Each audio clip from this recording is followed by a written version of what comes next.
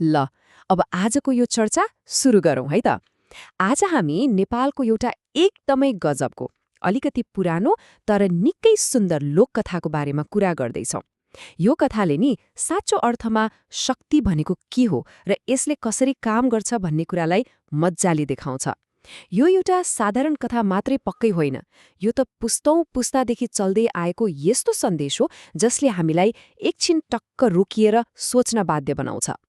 कथामा छिर्नु अघि एउटा कुरा सोचौं त, समाजले खासमा एउटा नायक वा हिरो भनेर कसलाई मान्छ नि?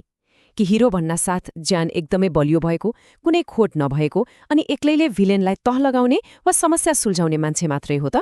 प्रायजसो हाम्रा फिल्म र कथाहरूले त त्यस्तै देखाउँछन् नि, होइन र? तर आजको यो कथाले चाहिँ हिरो भनेको यस्तै हुनुपर्छ भन्ने हाम्रो त्यो पुरानो सोचलाई सिधै चुनौती दिन्छ। कथा सुरु हुन्छ हाम्रो आफ्नै पूर्वी सहर विराटनगरको एउटा चिटिक्क परेको शान्त गाउँबाट। एकछिन कल्पना गरौँ त, एकदमै फ्रेश बिहानी, चराचुरुङ्गी कराइरहेका छन् अनि गाउँले जनजीवन आफ्नै सुरमा चलिरहेको छ।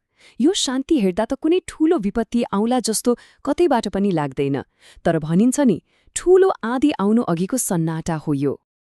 अनि यहीँनेर इन्ट्री हुन्छ हाम्रो मेन क्यारेक्टरको, काने भ्यागुतो। सुन्दा अलिकति अचम्म लाग्न सक्छ, तर उही हो हाम्रो कथाको हिरो। अघि हामीले कुरा गरेको जस्तो ज्यानदार हिरो ऊ पक्कै होइन, ऊ एउटा सानो भ्यागुतो हो। अझ उसको त एउटा मात्र आँखा छ। बाहिरबाट हेर्दा ऊ निकै कमजोर देखिन्छ, तर उसको सबैभन्दा कडा पक्ष भनेको उसको एकदमै दयालु र सफा मन हो। हेर्नुहोस् है, यही एउटा कुराले हिरो कस्तो हुनुपर्छ भन्ने हाम्रो सोचाइलाई उल्टाइदिन्छ। अघि हामीले शान्त बिहानीको कुरा गर्दै थियौँ नि, अब हेर्दा हेर्दै माहौल पुरै चेन्ज हुन्छ। एक्कासी मनसुनको त्यो डरलाग्दो भारी वर्षा सुरु हुन्छ। एकातिर अघि भर्खरको त्यो सुन्दर बिहानी अनि अर्कोतिर अचानक सुरु भएको प्रकृतिको यो रौद्र रूप। यो विनाशकारी पानीले गाउँको शान्तिलाई त क्षणभरमै भताभङ्ग पारिदिन्छ। यसले गर्दा कथामा एक्कासी टेन्सन बढ्छ। यो विपत्ति कसरी अगाडि बढ्छ भने नि, बिहान सामान्य जस्तो लाग्ने कालो बादल लाग्छ अनि मध्याह्नतिर त मुसलधारे पानी नै पर्न थाल्छ। पानी यति धेरै पर्छ कि दिउँसोसम्म आइपुग्दा त गाउँको मुख्य पोखरीको डिल नै फुट्न पुग्छ। सोचौं त, एउटा सामान्य पानी परेको दिन कसरी पुरै गाउँको लागि ठूलो इमर्जेन्सीमा परिणत भयो। अब त बाढी गाउँ पस्ने लगभग पक्कापक्की जस्तै भइसक्यो। अब यहाँनिर आउँछ सबैभन्दा इन्ट्रेस्टिङ कुरा। जब यो सङ्कट आइपर्छ, काने भ्यागुतो डोराएर भाग्दैन। उसले फुटेको डिल देख्छ, तर म एक्लैले गर्छु भनेर हिरोगिरी पनि देखाउँदैन। बरु उसले दिमाग लगाउँछ र गाउँका साना बच्चाहरूलाई सहयोगको लागि गुहार्छ। अनि सबैजना मिलेर माटो र ढुङ्गा बोकेर त्यो भत्किएको डिललाई मर्मत गर्न थाल्छन्। यसको मतलब यहाँ हिरोइजम भनेको कुनै एकजनाको मात्र काम होइन रहेछ नि त। यो त एकदमै गजबको टिमवर्क र सामूहिक प्रयास पो रहेछ। र एकतामा बल हुन्छ भनेको यही हो। एउटा सानो एकाँखी दयालु भ्यागुतो र गाउँका साना बच्चाहरूको त्यो कडा मेहनत र टिमवर्कले गर्दा पोखरीको डिल मज्जाले टालिन्छ। उनीहरूले पुरै गाउँलाई बाढीको प्रकोपबाट बचाउँछन्। यसरी त्यो डरलाग्दो विपत्तिको दिन एउटा एकदमै सुखद र विजयी अन्त्यमा गएर टुङ्गिन्छ।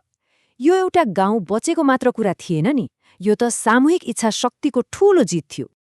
त्यसैले यो पुरै कथाबाट हामीले सिक्ने सबैभन्दा ठूलो र महत्त्वपूर्ण पाठ भनेकै यही हो, राम्रो मन सबैभन्दा ठूलो शक्ति हो। यो हाम्रो आफ्नै प्रामाणिक नेपाली सन्देश हो जसले हामीलाई मानवीयतासँग जोड्छ।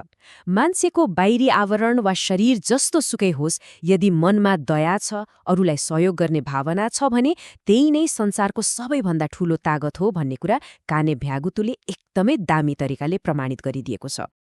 अब यो चर्चाको अन्त्यमा आइपुग्दा एउटा निकै गहिरो प्रश्न दिमागमा आउँछ। के साँच्चै नै शारीरिक रूपमा बलियो हुँदैमा मात्र सबै कुरा जितिन्छ त? वा एउटा सानो तर एकजुट भएको सहयोगी र दयालु समुदायले जस्तो सुकै ठूलो सङ्कटलाई पनि पार लगाउन सक्छ? पक्कै पनि सक्छ। काने भ्यागुतोको यो कथाले हामीलाई समाजमा शक्ति र नायकत्वलाई कसरी हेर्ने भनेर नयाँ तरिकाले सोच्न पक्कै पनि झकझकाएको छ। यो यस्तो कुरा हो जुन हामी सबैले सधैँ याद राख्न जरुरी छ।